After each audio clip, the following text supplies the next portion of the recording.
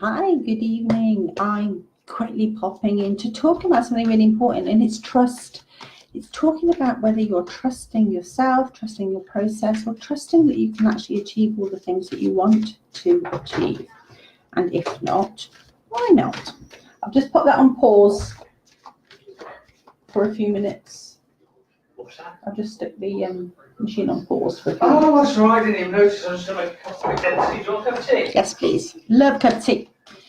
Okay, I'm just doing the live, but I'll natter on, don't mind me. No, it's absolutely fine. Life in the background. So, okay, trust it. Can you truly trust? And if not, why not? What stops you from truly trusting in your ability to get what you want, to do what you want, and to follow through with the things that matter to you? How I'm going to demonstrate this for you is by using a couple of my cards. I don't know what's going to come out, and depending on which cards I pull now, I'm going to pull two for you. This is the wisdom I'm going to share. And this kind of situation kind of perfectly proves the point.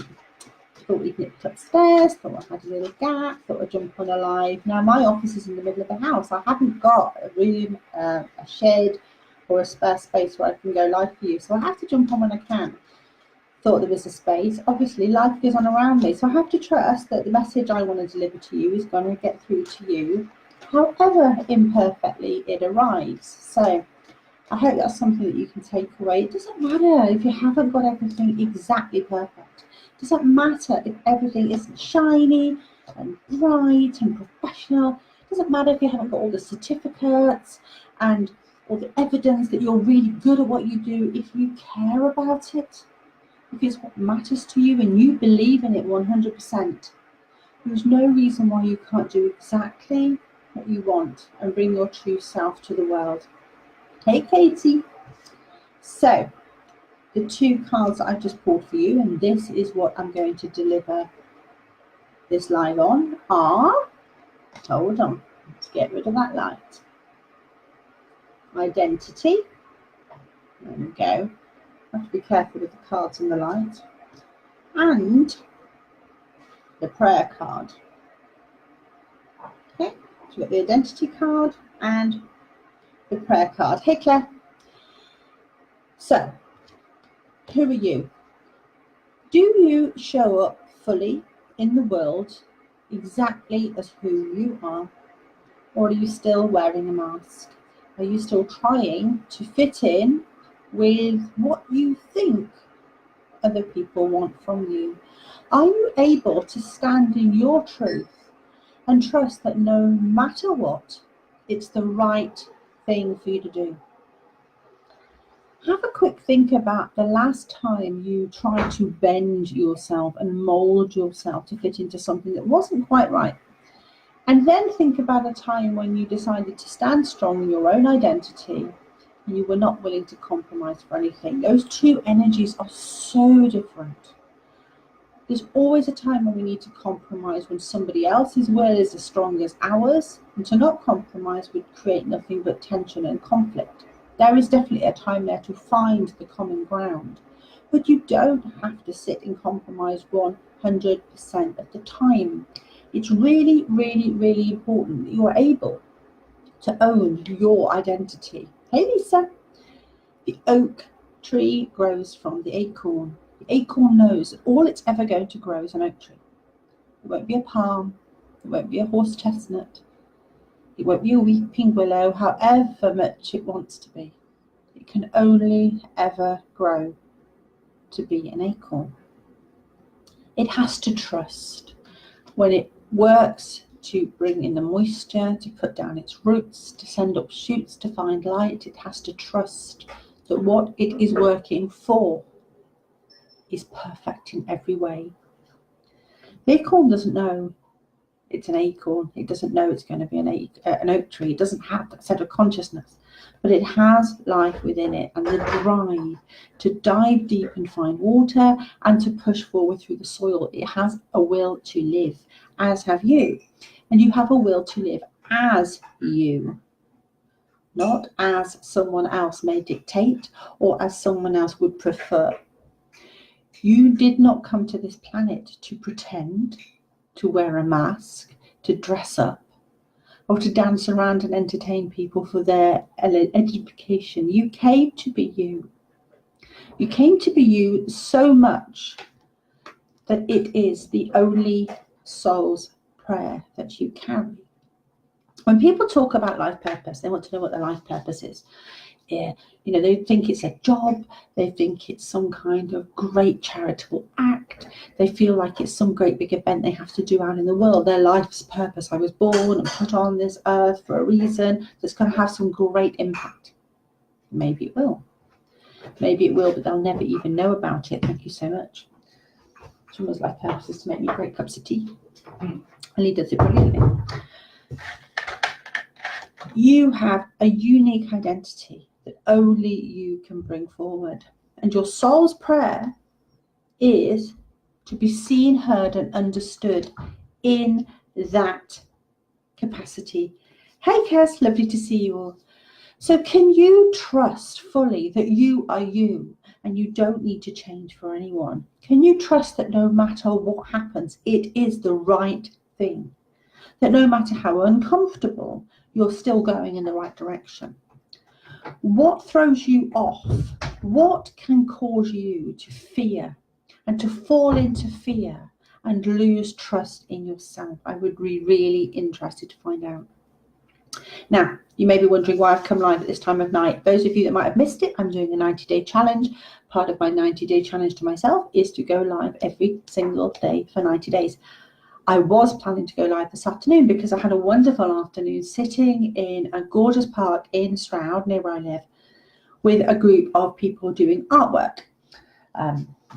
Like the 5-year-old that I am, look at that, you're going to think, oh my God, what kind of bloody mess is that? Now, I'll just explain what we were playing at. We were sitting on the grass, so from where I was sitting, there were trees growing over here. There were trees and there were branches and there were shadows. So I started playing with lines. I started playing with lines and shadows.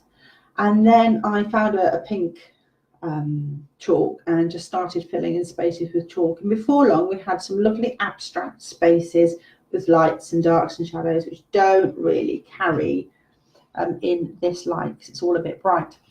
But it's, you know, it's not a finished artwork. It's a game. It was play. And the children were doing it.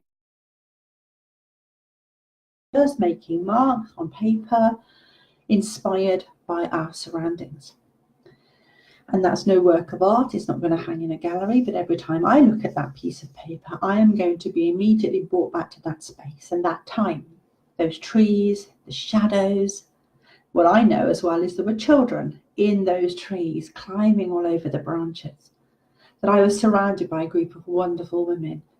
I was surrounded by a woman that does amazing amateur dramatics. I was talking to someone who was an artist, that she was leading the group, Claire, my friend. Another Claire. Hi, Claire, not you, Claire, another Claire. And my friend Charlie with her children, who's doing amazing work with her Love, Heal, Create program. And Laura and a few other people that I met, some new people. It was fantastic. And we were talking about writing comedy and script writing and authoring. There was an author there who just printed her first book and started to do her second. We had such an amazing connection, sitting on the grass with no preconceived ideas at all. Let's quickly check these comments. Asker, hey there, darling, says rejection, not being good enough, feeling inadequate. That's what makes you mistrust yourself. So other people's thoughts, other people's impressions, other people's power on you, Asker, make you lack trust in yourself. That's really familiar, isn't it? It's something that everybody has been almost raised, that if they disapprove of you, let me tell you something, my sweetheart, no one knows more about you than you. And they're wrong. They may not like you doing X, Y, Z. They may not appreciate the way you do you. They may not welcome the way you do you. Your job is to do you and find the people that do like the way you do you. I feel like an Edward Lear poem is erupting here from within us. But your job is not to change your shape and change your perceptions and change the way you do you so that others will feel comfortable. Your job is not to make yourself smaller so that others will not be afraid. It is not to lower your voice so that others can speak and be heard.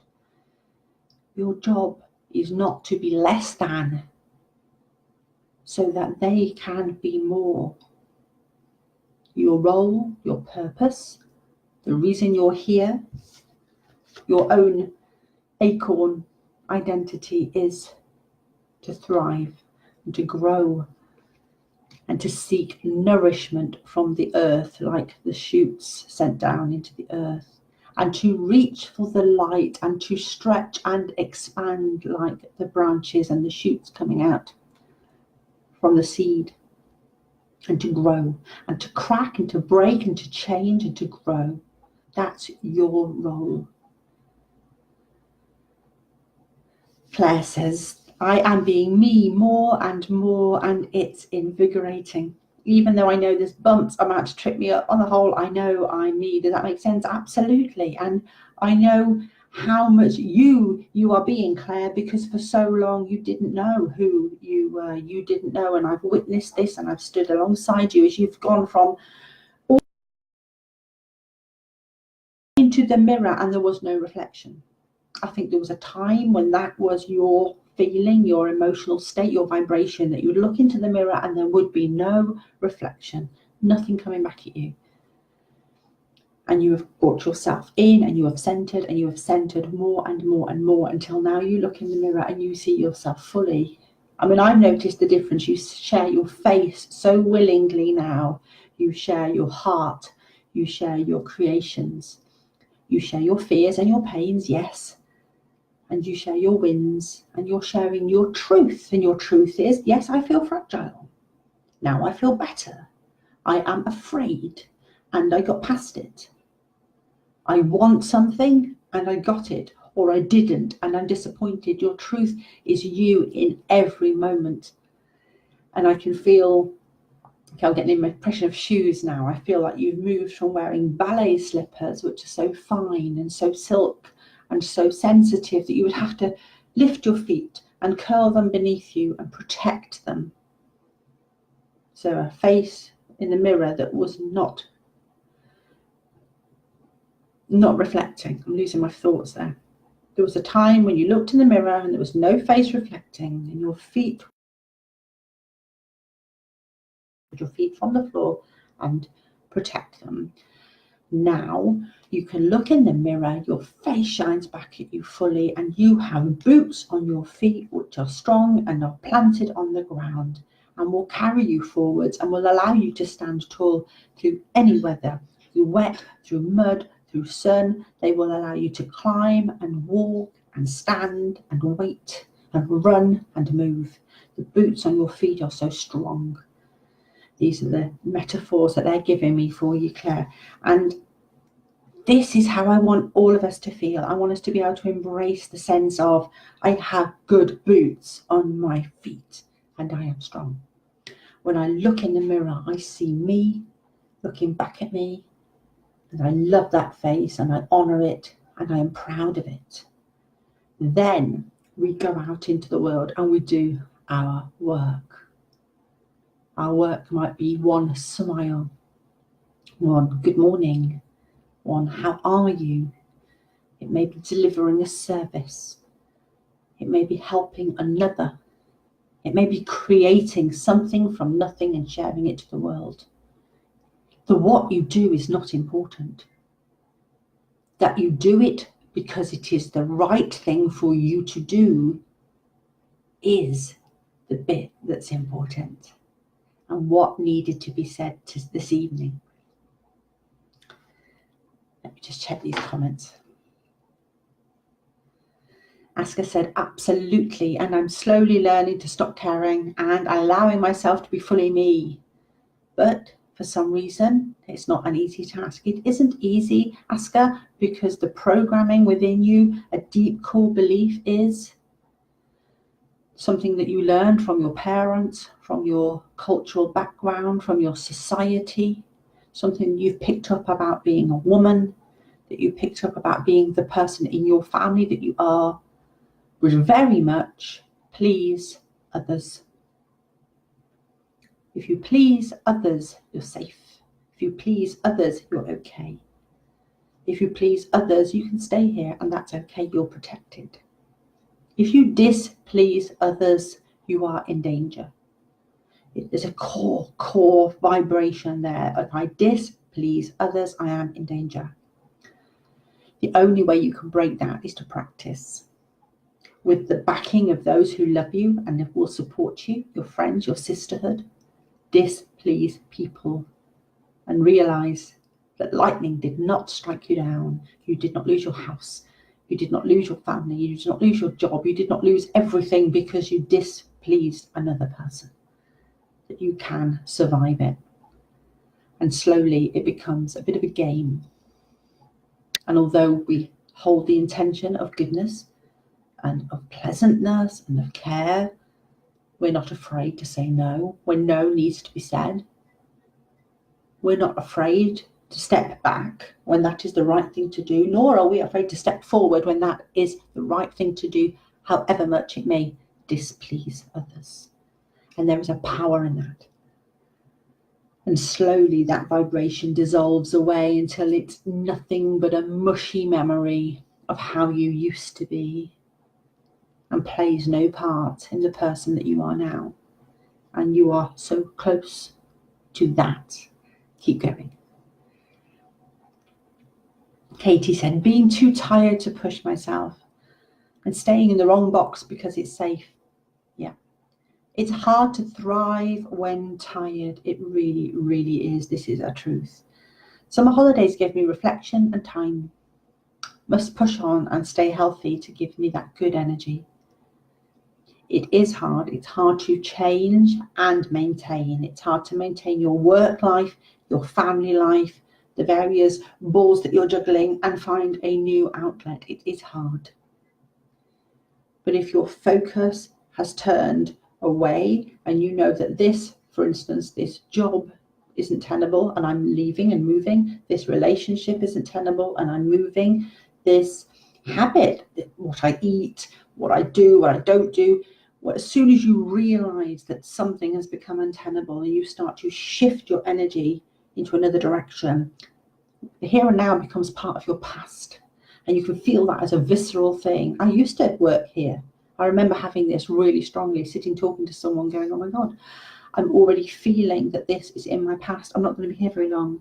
I don't know what's happening, but I'm not going to be here very long because I can already feel that this is part of my past. I think I was at that job within 3 weeks. It's a very strange feeling. And it's one of those insights that I do share with people because I believe that many people have this, but maybe don't acknowledge it and then brush it away and don't follow up on it. Claire said, this is true. Before I was and I felt such fake. Now I see myself, love myself and smile every time I see my reflection. It's so new and I'm loving it. It's a beautiful thing, Claire, and it's wonderful to see you blooming. Katie said, these boots are made for walking. Absolutely. Asker, you are more than welcome, sweetheart. It's wonderful to share this wisdom with you because this is what I am for. This is my purpose. This is my point. And I don't sit here sharing this out of any sense of, oh God, bits of hair. I don't sit here sharing this out of any sense of, I know more than you know. And I am an expert on something and I need to tell you, it's about truth. It's about being able, because of the gifts that I have been given, that I am allowed to have and that I'm allowed to work with, to be able to bring this truth in and share it with you. To not share it is basically a sin. It's a mortal sin. It's a mortal sin to you not to do what you need to do, to not be fully you. Which is why I decided, I know I need to go live every day for 90 days. I don't have an agenda. I'm not here ready to sell you something. There's no sign up at the end at the moment. I'm hoping there will be at some point. I'm going to offer you a program in some way that we can all work together, because I know that the people that come to my lives and the people that connect with me have all got one thing in common. You're greedy. You're hungry. You're chomping at the bit for something more. I get the feeling that most of the people that connect with me in my circles, in my groups and in my pages are all just a little bit hungry. And I want to feed you, and I want to teach you to feed yourself. That sounds very exciting, doesn't it? Katie said, yes, I get what you mean. My past is my future. Like a moving train. Next destination is coming. Yes, absolute, Katie, it is, without a doubt. The next destination is coming. So at some point, there is going to be an offer. There's going to be a course, or there's going to be a program or a webinar or something that I'm going to ask you to come and join me on. But right now, I just want to get into the flow of my work, me doing my work and my commitment to myself, which is turning up every day for 90 days at some point randomly throughout your day, whether you're here in the UK or you're in the US. So for those of you that don't know me, I'll ask you two things. One is, could you like and share this video, please, to your own profile, because it'd be really good for me to be able to reach some extra people. Two is, if you don't know me, my name's Roberta. My website is robertaleesmart.com. I'm an intuitive empath and healer. I offer tarot readings, oracle readings, one-to-one sessions. I work with groups and individuals. If you're in my locality, I do psychic parties. I can come to your home and I can do self and psychic development and healing work. If you're not in my locality, we can work via FB Messenger, video call, or Skype. I can work with groups. I can work one-to-one. I am here to facilitate your growth. That's what I do. I am a farmer. I'm a soul farmer. Someone told me I was a soul gardener once, that literally I'm here to prune and to feed and to water and to uplift and to ensure that everybody has exactly the right nutrients, the right amount of light and shade and all the love that they need so that they can grow. My job is to create conditions in which you can thrive, because you were born to thrive. Chances are you found yourself in the wrong conditions. Hands up who was born into the wrong family. Hands up who's found themselves in the wrong relationship. How many of you have ended up in the wrong job? The depression, the anxiety, the fibromyalgia, the chronic pain condition, all of these things that most of you have got or have had in the past, all come down to one thing. You have a soul purpose, you have a dream, you have a vision, you have a passion. You have a soul identity and you have a prayer to bring that to the world. And when you don't, it hurts. My job is to help you find that passion, glorify that passion, illuminate that passion, and make it shine. Lisa said, I started a new part of my life. I moved in 2 weeks ago to my new home. I'm so pleased to see that. Started a full-time course today in college doing spa and body therapy. That's amazing, Lisa. So a new stage of life is starting, but I'm still finding myself and learning to value myself. You've got such a lot to learn, haven't you, Lisa? There's been such a lot in your life which has not been given to you in the right place at the right time. And I understand this. You're learning a lot of stuff that other people learned many years ago, but you didn't for whatever reasons. And this is an amazing opportunity. And I'm so pleased to see this. You have a safe space now. You have a home of your own, which is yours. You are learning to take care of yourself. The fullness of responsibility, and I hope that didn't sound patronizing, but I do know Lisa personally, and I know we've had conversations, but this fullness of responsibility of how to do this, it's actually really tricky if you haven't got skills. And if you haven't been given the mentoring, the support, and the education at the right points in life to be able to manage those skills, or you find yourself in a traumatic situation where the skills are taken away from you. Again, so many people have this. They're born, they're going along, they're doing everything really well. A trauma intersects their life path, and everything they ever learn falls away. And it's almost like being reborn. And this is exactly what Lisa's been through in the last year, a really massive soul rebirth. And it's a wonderful thing. I'm so very proud of you. And thank you for sharing that information. I'm really thrilled. I hope you're happy in your new home.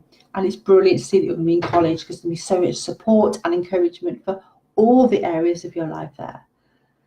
It's really brilliant to hear. So thank you to all of you for sharing. Yeah. Oh, Katie said, good luck, Lisa. That's fantastic. If anyone has any questions before I go, please ask. If not, I'm going to pop off and I will see you all again tomorrow. I don't know what time. It's all a bit of a surprise. But again, please like and share this video. Let people know I'm here. And I will speak to you all again soon. Take care. Lots of love.